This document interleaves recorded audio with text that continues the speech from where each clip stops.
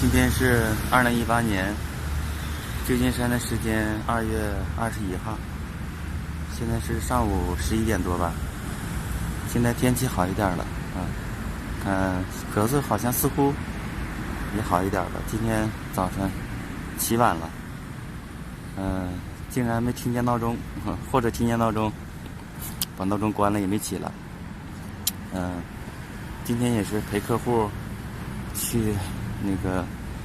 跟昨天一样，去那个移民局那头打纸模。起晚了，起来一咕噜起来，喝点水，然后就骑自行车往这个移民局这边赶。走到半道，突然想起来，走的时候早上起来不是热那个凉开水吗？没拔那个电，我寻思这边万一失火了，然后又骑自行车又回到住处。一看电拔了，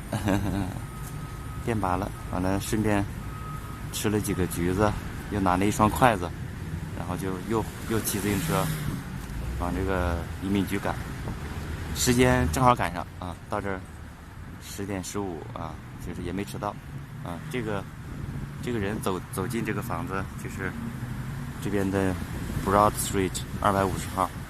叫布罗德大街250号，是移民局的一个申请支持中心，主要就是这些人在这块打纸模，就是照相，然后摁指纹转着圈的把那个10个手指头正面侧面都转着圈的打纸模这么一个地方。这我也来过这么一个小灰楼250，对这个是Application Support Center 申请支持中心。然后那个客户说你这咳嗽的厉害，买点冰糖炖点这个梨我就顺便到附近的